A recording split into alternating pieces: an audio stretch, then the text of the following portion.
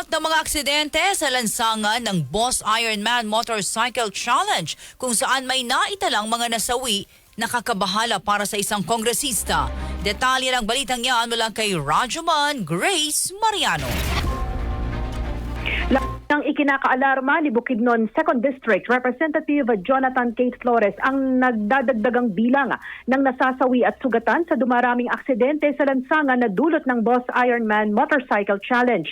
Ngayong 2026, ang tinatahak ng nabanggit na 1,200 kilometer endurance event sa loob ng 24 na oras ay ilang lalawigan sa Mindanao. Pero diin ni Flores sa halip na magtaguyod ng endurance o tibay at katatagan ay naghahatid ito ng panganib sa mga kalahok at sa publiko. Tinukoy ni Flores na ilang aksidente ng mga bihikulo ang naitala sa Davao del Sur, Lanao del Norte, Lanao del Sur, Zamboanga del Sur, habang isang 46 na taong gulang na rider ang nasawi sa Bukidnon. Binanggit ni Flores ang report ng Land Transportation Office kung saan isang 7 taong gulang na bata naman ang nasawi dahil dito. Sabi ni Flores, base sa data ng Philippine National Police Highway Patrol Group ay umaabot na sa 25 road crash incidents ang naitala sa panahon ng Luzon and Mindanao Boss Ironman Motorcycle Challenge noong 2024 kung saan 39 ang nasugatan at 3 ang namatay.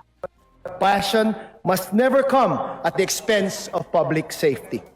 The right to recreation can never outweigh the right of innocent citizens to be safe on their own roads. No event, no matter how prestigious, should place ordinary citizens in harm's way. We must demand accountability and transparency from the organizers of this event and pursue decisive reform. It is a call to re-examine whether events such as the Boss Ironman Challenge should be allowed to proceed in their current format, particularly in open public roads, and under what conditions they may be conducted without endangering the public. Yan po si Representative Jonathan Kate Flores. Kasama mo sa DCXL RMN Manila, Rajuman Grace Mariano, Tatak RMN.